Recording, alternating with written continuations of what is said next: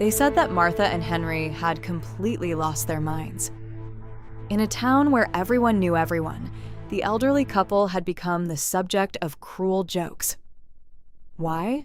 Because they had just spent their absolute last $3,500 on a ruined property that couldn't even be called a building. It was a collapsed wooden shed, choked by ivy and forgotten by time. Local developers would walk by and laugh, calling it a glorified trash can. But Martha would just smile, squeezing Henry's hand. She felt a strange gravity that no one else could understand. What no one could imagine was that beneath those rotting, hand-hewn floorboards, there wasn't just dirt, but a 19th century secret that would transform those $3,500 into the greatest empire the town had ever seen.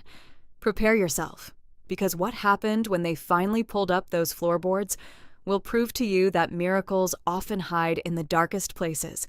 Before we reveal the shocking discovery that brought a corrupt city council to its knees, I want to ask you something. Do you believe that trusting your intuition is worth more than pure logic? If you believe in second chances and poetic justice, subscribe to this channel right now. Hit that like button so this story can reach people who need to believe in impossible comebacks today, because what you're about to hear will change how you see true wealth, power, and the strength of never giving up.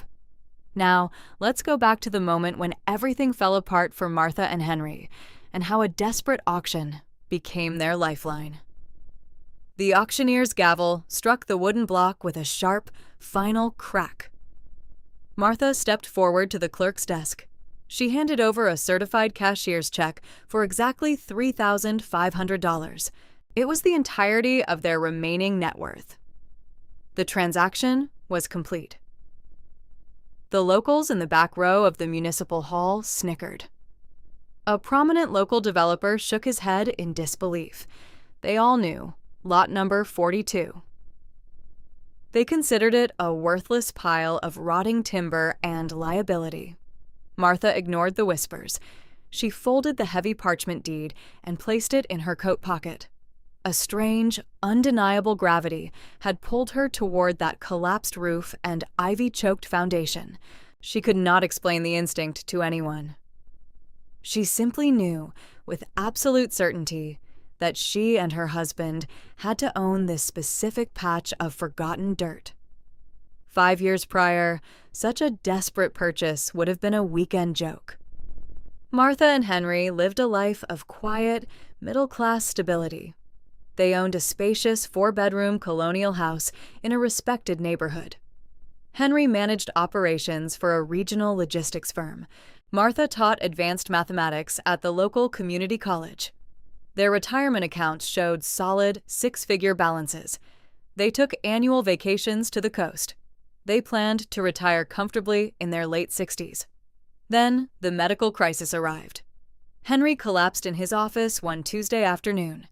The subsequent diagnosis required immediate, highly aggressive intervention. The initial procedures were swift and effective. The financial aftermath was devastating.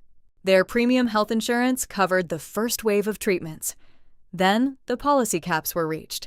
The out-of-pocket expenses began to multiply with terrifying speed. The bills arrived daily in thick envelopes. Bold red lettering demanded immediate payment. The healthcare system operated with cold, algorithmic efficiency. It demanded total liquidity. A single week of specialized care cost more than their first automobile. Martha learned the brutal mathematics of financial survival.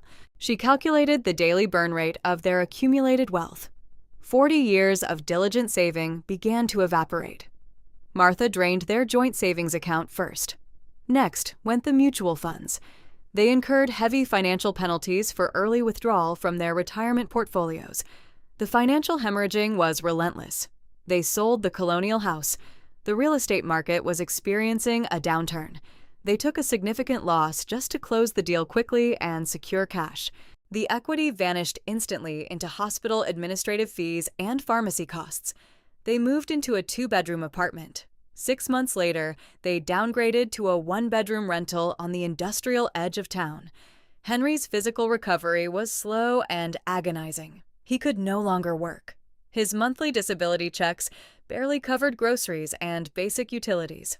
Martha took early retirement to become his full-time caregiver. Her reduced pension was a mere fraction of her former salary.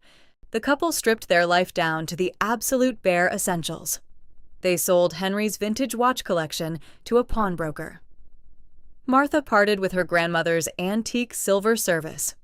Every transaction bought them another month of medical supplies. Poverty acted as a ruthless social filter. Their former social circle slowly dissolved. Dinner party invitations stopped arriving in the mail. Friends did not know how to act around such profound financial ruin. Conversations became strained and awkward. People offered empty sympathies and quickly changed the subject. Martha and Henry found themselves entirely isolated. They existed in a parallel reality. The bustling, prosperous town operated around them. They became ghosts, haunting the aisles of discount grocery stores. They clipped coupons meticulously. They tracked the price of basic staples down to the cent. The chronic stress etched deep lines into Henry's face. Martha developed a permanent, painful tension in her shoulders. The horizon of their future shrank. They no longer planned for the next decade. They planned for the next Tuesday. Eventually, the aggressive medical treatment stabilized Henry's condition. The immediate physical crisis passed. The financial devastation remained absolute. They sat at a scratched formica table one rainy evening. Martha laid out their final bank statements. They had exactly $3,500 left to their names. This was their total safety net. It was not enough for a security deposit on a cheaper apartment. It would not cover a major car repair. It was a sum suspended precariously between basic survival and total destitution.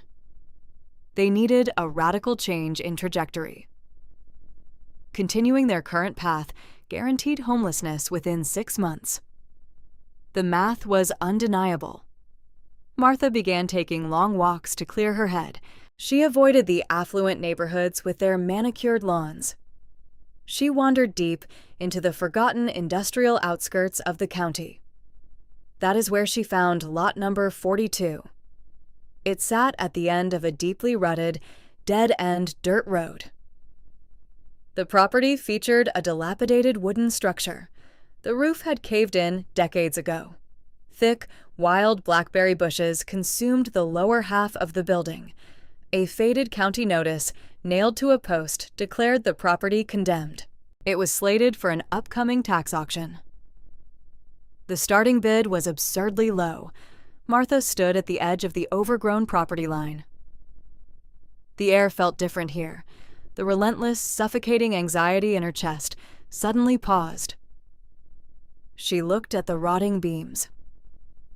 A distinct, irrational certainty washed over her. The ruined structure felt like a vault waiting to be opened. She stepped through the weeds and walked around the perimeter. The physical dimensions of the building were odd. The foundation stones were massive. They were hand-hewn granite blocks. They did not match the flimsy, decaying wooden remnants above them. Someone had built something incredibly substantial here, a very long time ago. The current ruin was just a cheap shell built over something much older. Martha touched the cold granite. A spark of intuition flared in her mind. She returned to their cramped apartment. She presented the radical idea to Henry. She laid out the printed tax auction documents on the table. She proposed spending their absolute last dollars on a condemned ruin. Henry stared at her in silence. Pure logic dictated they hoard the remaining cash. Buying useless, unzoned land was financial suicide. Martha did not use logic to argue her case. She spoke of the massive foundation stones. She described the strange, heavy sense of calm the property projected. She argued that their current path was a slow, inevitable defeat. This purchase was a desperate offensive maneuver. It was a blind leap into the unknown. It was the only action left that they could fully control. Henry looked at his hands. They were scarred by years of intravenous lines. He looked at his wife. She was exhausted, yet suddenly animated. The spark in Martha's eyes had been missing for 5 years. That spark alone was worth the remaining money. He slowly nodded. They signed the registration forms for the county auction that same night. They committed entirely to the gamble. The municipal building was crowded on the morning of the auction. Most attendees were commercial developers looking for prime residential lots. Lot 42 finally appeared on the projector screen. The auctioneer read the description with a tone of distinct apology. He asked for an opening bid of $3,000. The room remained completely silent. A few developers chuckled openly. The land was zoned strangely. It had no municipal water access. The cost to clear the hazardous debris far exceeded the actual land value. Martha raised her numbered paddle high in the air. The auctioneer looked genuinely surprised. He scanned the room and asked for competing bids. No one moved. The gavel struck. The property was theirs. Martha walked out of the municipal building with the deed. A local contractor leaned against his pickup truck near the exit. He told Martha she had just bought a glorified trash can. He laughed and drove away.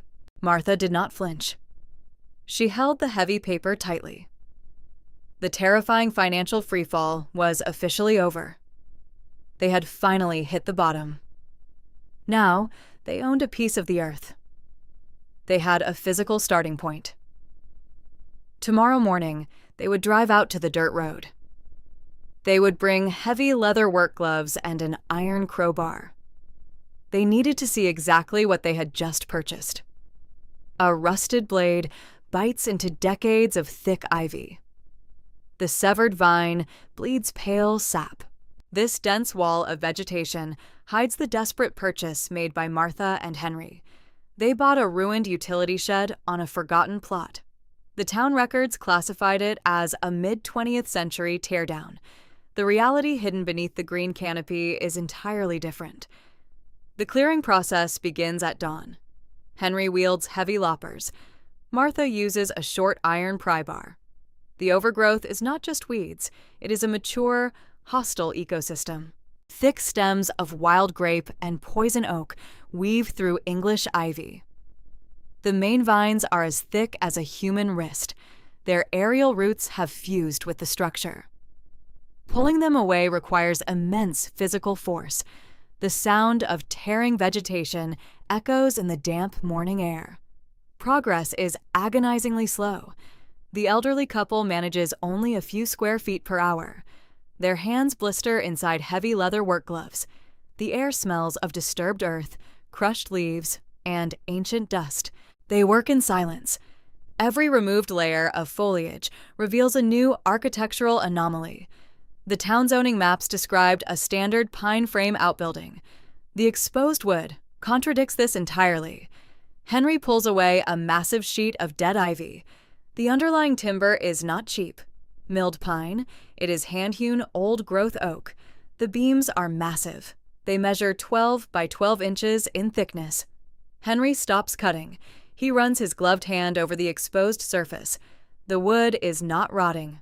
The dense canopy of leaves surprisingly protected the timber from direct rain and snow. The surface is silvered by age, but structurally sound. Deep, rhythmic scallops cover the face of the wood. These are odds marks. A Broddick shaped this timber long before the invention of steam-powered sawmills. Martha moves to the southern corner of the structure. The vegetation here is thicker. A massive briar bush guards the foundation. She uses heavy shears to dismantle the thorny branches piece by piece. The roots have burrowed deep into the soil, exposing the base of the building. There is no concrete foundation.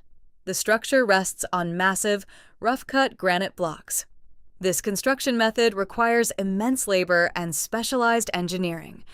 A simple utility shed would never warrant a stone plinth. The couple realizes their blind purchase holds an undocumented history. They change their approach. The violent hacking stops. They begin to peel the vines back with surgical care. They treat the building like an archaeological dig. Henry uses a stiff nylon brush to sweep away decades of accumulated dirt and dried moss. Martha uses a wooden scraper to remove stubborn lichen from the joints. The joinery becomes visible. There are no iron nails holding the main frame together. The builders used complex mortise and tenon joints. Hardwood pegs lock the massive beams in place. The craftsmanship is flawless. The joints remain tight despite decades of neglect. The structure was engineered to last centuries. On the third day of clearing, Martha reaches the main entryway. The original door is missing. A heavy lintel spans the top of the empty frame. Thick green moss covers the right vertical post. The surface underneath feels uneven. Martha stops scraping. She feels a deliberate depression in the wood. She calls Henry over. He brings a bucket of clean water and a soft bristle brush. They wash away the remaining soil and organic matter. The water darkens the silvered oak. A distinct pattern emerges from the grain. It is not a natural crack. It is a deliberate, deep carving. The incision is sharp. The original craftsman used a fine gouge and a wooden mallet. The grooves are nearly an inch deep. The edges remain crisp, protected by the thick layer of moss. Martha traces the lines with her bare finger. Two large initials dominate the top of the carving. The letters are E and V. They are executed in a formal, serif typeface. The style mimics 19th century copperplate engraving.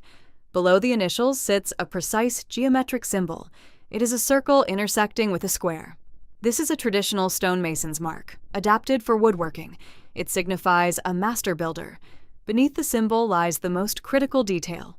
4 numbers are carved in a smaller, tighter script. 1, 8, 4, 2, 1842. Henry and Martha stare at the date. The implication hits them instantly. The town of Oakhaven was officially incorporated in 1865. The local historical society claims the first permanent structures were built around 1850. This ruined shed predates the entire town. The initials E and V do not match any known founding families. The local history books focus on the Miller and the Smith families. The builder of this structure has been erased from the official narrative. This single piece of carved oak radically shifts the paradigm. The property is no longer a worthless lot, burdened by a dilapidated shed. It is a primary historical artifact. The hand-hewn oak, the granite foundation, and the iron-free joinery now make sense. This is a pioneer-era survival structure. The discovery brings a sudden, sharp wave of anxiety. The demolition permit they applied for is currently pending at the municipal office. If the city inspector sees this structure now, the local government could seize the property under eminent domain laws for historical preservation. They would lose their last financial lifeline. Conversely, the timber alone is worth a fortune. Architectural salvage companies pay premium prices for verified pre-Civil War hand-hewn oak. Selling the beams could instantly clear their crushing medical debts. The temptation to dismantle the structure in secret is immense. Martha looks at the carving again. The depth of the letters shows immense pride. The master builder wanted the structure to be remembered. Destroying it for salvage feels like a second erasure of history. The initials demand an identity. The date demands context. They make a silent agreement. The clearing stops. They gather the cut vines and pile them strategically around the foundation. They camouflage the exposed granite blocks. Henry drapes a large, dark green tarp over the carved doorframe. They must hide the true nature of the building from the road. The physical labor is over. The intellectual labor begins. The ruined shed is secure for now. The answers are not in the soil. The true identity of EV and the purpose of the 1842 structure exist only in paper. They lock the gate of the property. The next step requires leaving the site. They must navigate the dusty, forgotten basement of the county records office. A carved date in oak is just a whisper. Paper makes it a legal fact. Martha and Henry needed facts. They left their dusty property and drove to the county civic center. The local history archive occupied the entire basement level. It was a climate-controlled vault. Fluorescent tubes hummed constantly overhead. The air smelled sharply of binding glue and slowly decaying cellulose. They approached the main reference desk. Martha placed a pencil rubbing of the wooden crest on the glass counter. The head archivist examined the intricate pattern. She did not smile.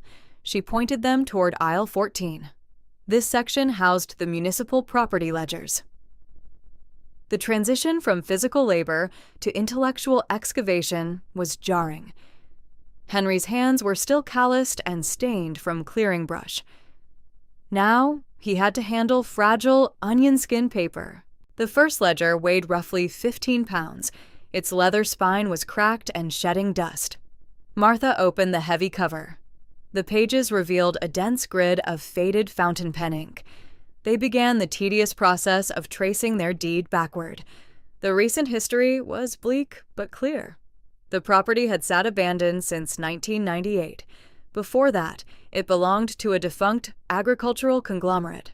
They tracked the parcel through a series of corporate bankruptcies in the 1980s. Each transfer of ownership stripped the land of its value. By the third day in the archive, the paper trail grew thin. They reached the 1950s. The standardized printed forms disappeared. Handwritten cursive took over. The legal jargon shifted. Boundaries were no longer defined by GPS coordinates. They were marked by long-dead oak trees and dried-up creek beds. Martha developed a system. She cross-referenced the deed transfers with old tax rolls. Henry operated the microfilm reader. The machine was a bulky relic of the 1970s. He threaded the plastic spools with careful precision. The screen projected harsh, black and white negatives. Henry scrolled through decades of municipal records. The continuous motion made his eyes ache. A major obstacle appeared on the fourth morning. A devastating courthouse fire in 1932 had destroyed a decade of records. The direct chain of title was broken. The property simply vanished from the primary ledgers. They hit a dead end. Martha refused to stop. She shifted her focus away from property deeds. She requested access to the surveyor archives. These documents mapped the physical expansion of the county. The archivist brought out a series of wide, flat cardboard boxes.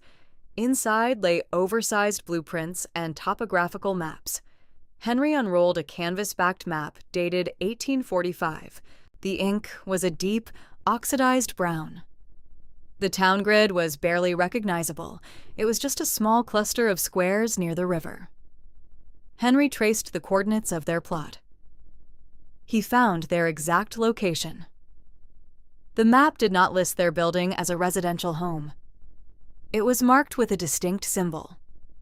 The legend identified this symbol as a primary transit and engineering hub. A name was written in precise architectural script beside the plot. The name was Elias Vance. This was the breakthrough. Martha took the name to the biographical index. She pulled out a drawer of yellowed index cards. Elias Vance was not a mere homesteader. He was the chief engineer for the regional railway expansion. He arrived in the valley in 1840. They requested the Vance personal papers. The archivist wheeled out a metal cart loaded with archival boxes. Martha and Henry began reading through personal correspondence, supply manifests, and engineering diaries. The narrative of the town's foundation emerged from the dust. Vance was sent by the federal government to chart a path through the mountains. He chose their specific plot of land as his base of operations. It was the highest point of elevation near the water source. The ruined structure Martha and Henry bought was the original surveyor's office. It was the literal starting point of the entire settlement. Every street and property line in the town was measured from their front door. Henry found a bound journal from 1847. Vance documented the completion of the railway spur. The town was rapidly expanding.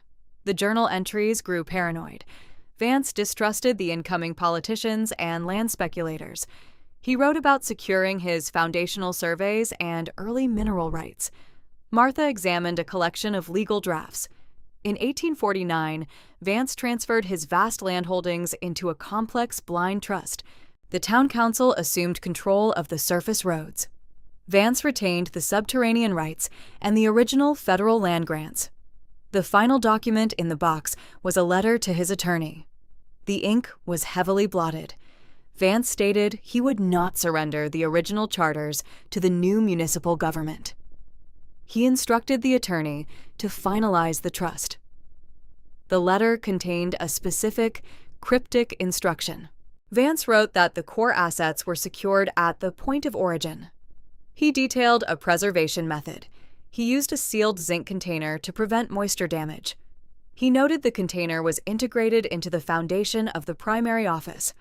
Henry cross-referenced Vance's original architectural sketches with the current floor plan of their ruin. The point of origin was the exact center of the surveyor's drafting room.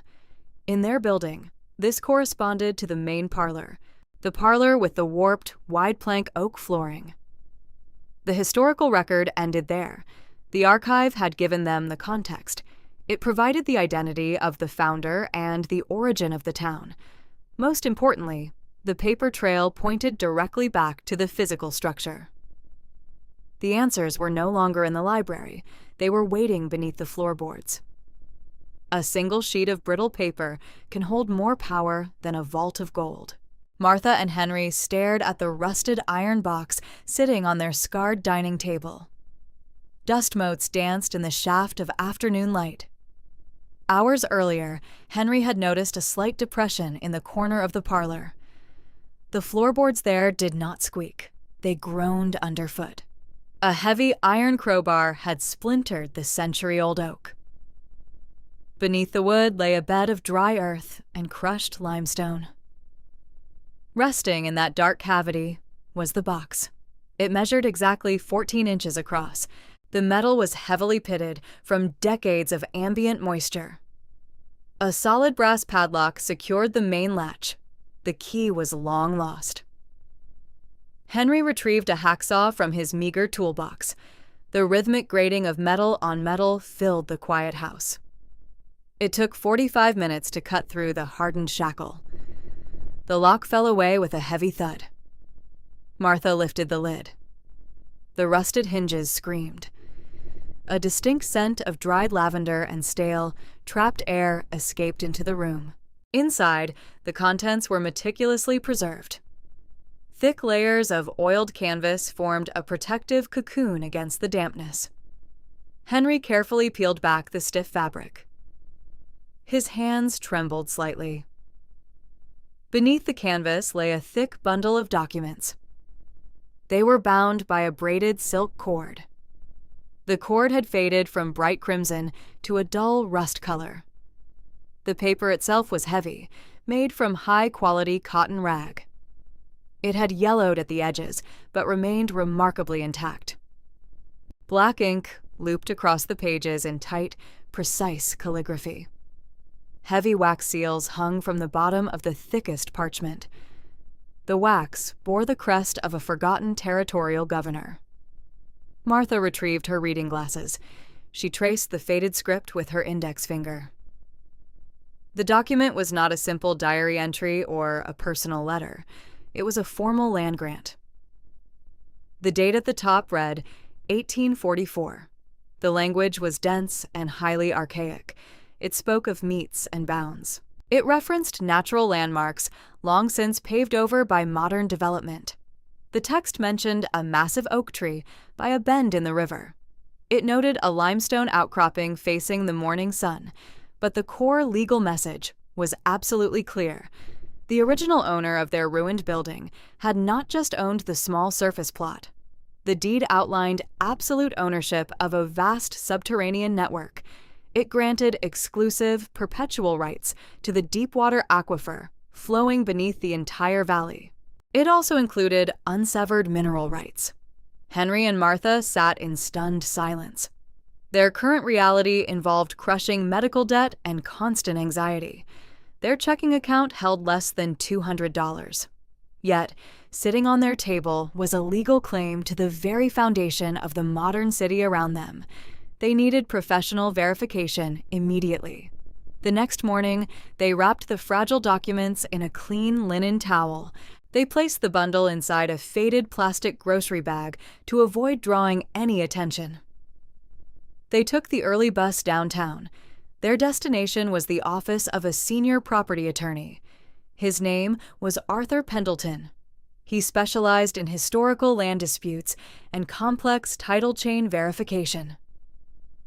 Pendleton's office smelled of expensive leather and lemon floor wax. He looked at the plastic bag with polite, practiced skepticism. Martha placed the bundle on his massive mahogany desk. She unfolded the towel. Pendleton stopped taking notes. He reached into a drawer for a pair of white cotton gloves. He slipped them on before touching the parchment. He produced a jeweler's loop from his vest pocket. He spent 20 minutes examining the ink, the paper grain, and the wax seals in complete silence. He checked the specific watermark against a heavy leather-bound reference book. Finally, he looked up. His expression had changed entirely. The professional skepticism was gone. In its place was sheer, unfiltered astonishment. Pendleton explained the immense legal weight of the find. Most historical land grants were superseded by modern zoning laws over the decades. Eminent domain often erased old private claims to facilitate public works. This specific document was entirely different. It was a sovereign patent. It had been issued directly by the federal government before the territory officially became a state. The specific wording contained an ironclad perpetuity clause. The subterranean rights were never sold. They were never legally transferred to the municipality. They simply went dormant when the original owner vanished. By purchasing the core property, Henry and Martha had inadvertently acquired the dormant master title. The chain of ownership remained legally unbroken. The attorney walked over to a large topographical map pinned to his wall. He traced a wide red circle over the city's sprawling industrial district. He explained the current regional water crisis. The municipality was currently paying millions annually to pipe fresh water from 3 counties away. The aquifer beneath their feet was the largest untapped freshwater reserve in the entire state. The city council had assumed the underground reservoir was public domain. They were actively preparing to drill massive extraction wells. This piece of yellowed paper proved their assumption wrong. The city could not legally drill a single inch without Henry and Martha's explicit permission. Furthermore, the mineral rights included a specific type of high-grade silica sand. This sand was essential for modern microchip manufacturing. A massive international tech conglomerate had recently surveyed the surrounding area. They were desperately looking for precisely this raw resource to supply a new factory. Pendleton sat back down and folded his hands. He delivered the stark financial assessment. The paper itself was an historical artifact worth thousands to a state museum. The rights it conveyed were a completely different story. The water access alone was worth an estimated $4 million in immediate municipal leasing fees. The mineral extraction contracts could yield another $7 million over a single decade. The attorney immediately warned them of the incoming storm. This kind of money attracts immediate, aggressive hostility. The city would undoubtedly fight the claim in federal court. Corporate lawyers would deploy armies of clerks to try and find a legal loophole. The yellowed paper was a massive target, painted directly on their backs. Henry looked at his calloused, aging hands. Martha touched the frayed edge of the oiled canvas. They had spent the last 5 years begging creditors for 30-day extensions. They had skipped vital meals to pay for essential medication. Now, they held the absolute keys to the city's critical infrastructure. The fundamental power dynamic had shifted overnight. They were no longer a destitute elderly couple waiting for the end. They were the legal gatekeepers to the region's entire economic future. Pendleton drafted an immediate secure storage agreement. The documents needed to go into a climate-controlled bank vault before noon. He also began drafting a preliminary notice of claim. This highly aggressive legal document would be filed directly with the county clerk. It would officially freeze all pending municipal drilling contracts the moment it was stamped. They left the law office empty-handed. The heavy iron box remained sitting in their dusty living room. The irreplaceable documents were now secured behind 2 feet of reinforced steel at the First National Bank. The walk back to the bus stop felt fundamentally different. The chaotic city noise seemed significantly less oppressive. The towering glass buildings no longer looked like intimidating monuments to their own financial failure. They looked like temporary structures built on rented ground. Henry and Martha did not speak a single word on the long ride home. Their minds were simultaneously processing the monumental shift in their reality. The crushing, suffocating weight of their medical debt had vanished. It had been instantly replaced by a completely different kind of pressure. They now carried the burden of immense, sudden leverage. The legal doctrine of ad coelum applied to their property. They owned everything from the heavens above their roof down to the center of the earth. The forgotten history hidden beneath the floorboards had just rewritten their future. 72 hours. That was exactly how long it took for the secret to breach the walls of the old property. The discovery of the metal box and its century-old land deeds could not be contained. A clerk at the county registry office noticed the unusual filing. He whispered it to a friend. The friend told the local grocer. By Sunday morning, the entire town knew. Martha and Henry were no longer just the impoverished elderly couple on the edge of town. They were the gatekeepers to a forgotten fortune. The social atmosphere shifted instantly. The transformation was unsettling. Neighbors who had ignored the couple for over a decade suddenly appeared at their broken front gate. They brought freshly baked goods. They offered unsolicited advice. The local pharmacist, who previously demanded upfront payment for Henry's medication, suddenly offered a limitless line of credit. The smiles were wide. The eyes remained cold and calculating. People did not see 2 human beings. They saw an opportunity. Martha recognized the danger immediately. She refused the gifts. She kept the gate locked. This rejection offended the townspeople. Their fake warmth quickly curdled into genuine resentment. Whispers of admiration turned into loud accusations. The community decided that 2 old, impoverished people did not deserve such historical wealth. The narrative was rewritten. The town convinced itself that the property belonged to the public.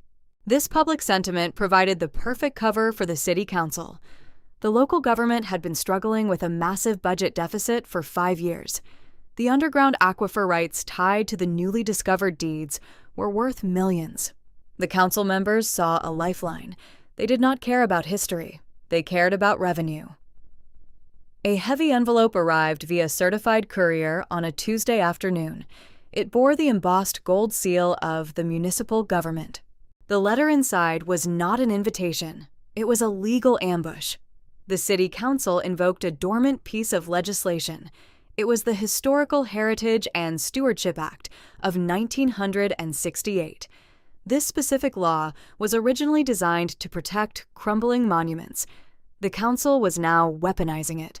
The document claimed that the wooden structure and its hidden archives possessed unprecedented cultural significance. It stated that private citizens lacked the financial capacity and technical expertise to preserve such delicate artifacts. The conclusion was brutal. The town intended to seize the property under eminent domain. They offered a mandatory buyout of $45,000. It was a fraction of the true value. An emergency public hearing was scheduled for Thursday evening. The speed of the process was intentional. The council wanted to overwhelm the pensioners. They hoped Martha and Henry would surrender out of sheer exhaustion. The town hall was a massive, imposing structure built from dark granite. Its architecture was designed to make the individual feel small. Inside, the The main chamber featured high vaulted ceilings and heavy oak paneling. The acoustics amplified every sound. When Martha and Henry arrived, the room was already at maximum capacity. 350 residents packed the wooden pews. Dozens more stood along the back walls. The couple walked down the center aisle. They moved slowly but kept their backs straight. Martha wore a simple navy dress. Henry wore a charcoal suit he had purchased 25 years ago. The room fell completely silent. Hundreds of eyes tracked their progress. The air was thick with tension. The townspeople were waiting for a spectacle. They wanted to see the old couple break. Mayor Thomas Thorne sat elevated behind a curved mahogany desk. He was flanked by 4 council members and the chief municipal attorney, Richard Sterling. Thorne adjusted his microphone. He spoke in a soft, practiced tone. He projected deep empathy. He began by praising the couple's diligence in uncovering the town's history. He called them local heroes. Then the pivot occurred. Thorne explained the heavy burden of historical preservation. He spoke of specialized climate control, structural reinforcement, and round-the-clock security. He painted a picture of insurmountable debt. He framed the property seizure not as a theft, but as a rescue mission.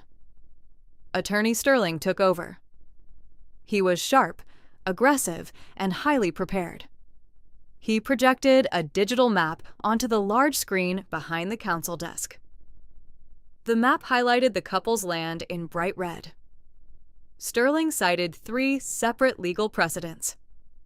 He explained how the state possessed the ultimate right to manage natural resources for the greater good. He specifically mentioned the aquifer. He argued that allowing 2 private citizens to control the town's historical water rights was a public safety risk. Sterling finished his presentation. He looked down at Martha and Henry. He asked if they had secured legal representation. He knew they could not afford a lawyer. The trap was set. The council expected a tearful plea. They expected a surrender. Henry stood up. He did not walk to the public microphone. He stood right at his seat in the front row. He opened a worn leather briefcase. He pulled out a single, thick sheet of parchment. It was encased in a protective plastic sleeve. Henry's voice was remarkably steady. It carried perfectly through the silent, echoing chamber. He did not argue about the value of the land.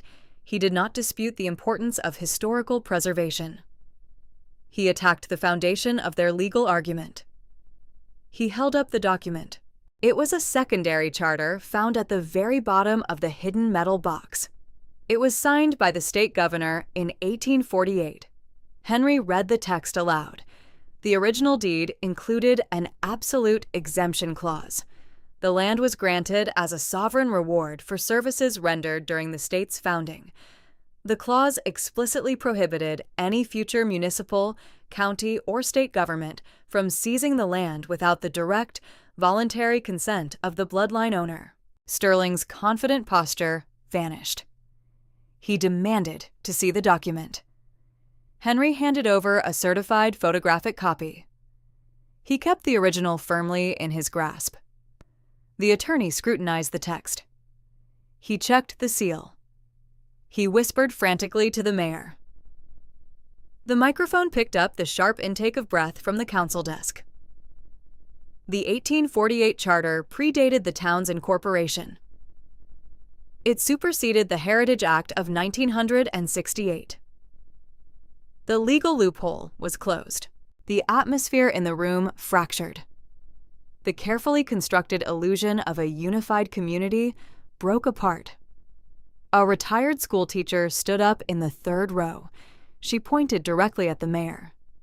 She loudly questioned why the council only cared about historical preservation after the water rights were discovered. She accused them of attempted theft. A local mechanic shouted his agreement. He reminded the room how the council had ignored the couple's pleas for road repairs just 2 years ago. The tide of public opinion turned violently. The envy of the townspeople was suddenly redirected toward the politicians. The residents realized the council had tried to manipulate them to steal the aquifer revenue. Mayor Thorne slammed his wooden gavel against the sound block. The sharp cracks echoed through the chamber. He called for order. The crowd ignored him. The shouting grew louder. Arguments broke out between different factions of the audience. Some still wanted the town to take the land. Most were now outraged by the blatant corruption. Thorne realized he had lost control of the narrative. The legal ambush had failed. The public relations campaign was collapsing. He leaned into the microphone. He hastily announced that the hearing was adjourned, pending further legal review of the new document. He stood up and quickly exited through the rear door. The council members followed him. They left the attorney alone to pack up his files. Martha and Henry turned around. They walked back up the center aisle. The crowd parted for them. The silence returned, but its nature had changed. It was no longer the silence of judgment. It was the silence of profound respect. The elderly couple had faced the full weight of the municipal government. They had not blinked. They stepped out of the heavy wooden doors into the cool night air. The streetlights cast long shadows across the wet pavement. They had won the immediate battle. The council could not simply take the property, but the victory brought a sobering realization. The land was a target. The resources beneath it were a magnet for greed. The town's reaction had proven a dark truth. Wealth without a clear, unassailable purpose would only breed endless conflict. They could not simply live out their days guarding a fortress. The property needed to be transformed. It needed to become something the council could not touch and the town could not resent. A new plan began to form in the quiet space between them. Why would two people, having just escaped the grip of total ruin, willingly surrender a newly found fortune? Martha and Henry held the deeds to a multi-million-dollar estate. They chose to give it all away. They kept only a small caretaker room on the ground floor. Real estate developers swarmed the property immediately after the city council failed to seize it. Bids reached $8 million. The historic land rights included commercial zoning and unrestricted development potential. Corporate lawyers drafted lucrative buyout contracts. They slid glossy folders across the couple's worn kitchen table. The documents represented absolute financial security. They promised private health care, luxury travel, and endless comfort. Henry placed the highest offer on the table. He looked at Martha. They remembered the freezing nights spent sleeping in their sedan. They recalled the crushing weight of the medical bills that had erased their life savings. Personal wealth could erase their own past. It could not fix the systemic trap that caused it. Millions of elderly citizens faced the exact same precipice. Selling the land would replace a historic sanctuary with a glass condominium. It would serve only the wealthy. The next morning, they bypassed the corporate buyers entirely. They hired a specialized trust attorney. They transferred the deed, the historic structure, and all associated land rights into a newly formed nonprofit foundation. The entity was legally locked. No developer could ever purchase the land. The city council lost all remaining leverage. The property was officially designated as a community heritage asset and a charitable trust. Construction crews arrived a month later. They were funded by a massive conservation grant secured through the historical significance of the site. The grand oak doors opened to the public. The main hall underwent a complete transformation. It became a free legal and financial aid clinic. Retired attorneys and accountants volunteered their time. They helped local seniors navigate medical debt, predatory loans, and complex pension disputes. The upper floors transformed into transitional housing. Architects designed 24 independent living suites. They integrated modern medical accessibility into the historic frame. Hidden elevators were installed behind restored wooden panels. Wheelchair ramps blended seamlessly with the original stone masonry. These suites provided emergency shelter for elderly couples facing sudden eviction. The overgrown courtyard underwent a radical redesign. Landscape architects installed raised, ergonomic garden beds. The residents grew their own organic produce. This reduced the facility food costs. It also provided essential daily physical activity and psychological relief. A state-of-the-art solar array on the restored slate roof covered all electrical expenses. The facility operated at a net zero energy cost. Martha and Henry refused an executive salary. They declined the title of directors. They accepted only basic room and board. They moved into a modest 300-square-foot apartment near the rear entrance. Their new life was defined by service, not ownership. Henry managed the greenhouse and the grounds. He woke at dawn to check the heating systems. He taught new residents how to cultivate heirloom vegetables. He found peace in the quiet rhythm of the soil. The physical labor kept him grounded. Martha ran the front reception desk. She welcomed frightened, debt-ridden newcomers with hot tea and immediate administrative help. She knew exactly how they felt. She recognized the look of despair in their eyes. She guided them through the intake process with quiet dignity.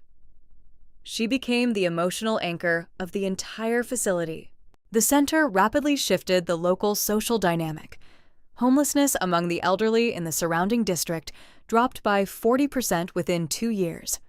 Neighboring municipalities sent delegates to study the operational model. The historic building finally served its original, centuries-old purpose. It was a permanent beacon of refuge. True wealth is not measured by accumulation. It is measured by distribution. Martha and Henry found a treasure buried in the dirt. They used it to forge a shield for the defenseless. Their ultimate legacy was not a swollen bank account. It was a thriving, breathing sanctuary that would outlast them by generations. Why would two people, having just escaped the grip of total ruin, willingly give away a newly found fortune? Martha and Henry's incredible journey teaches us a profound truth. True wealth is never measured by what you accumulate, but by what you distribute.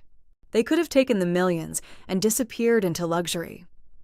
Instead, they looked at the very thing that almost destroyed them, crushing debt and isolation, and built a shield for the defenseless. If you are watching this right now and feeling overwhelmed by mounting bills or the judgment of those around you, remember this couple.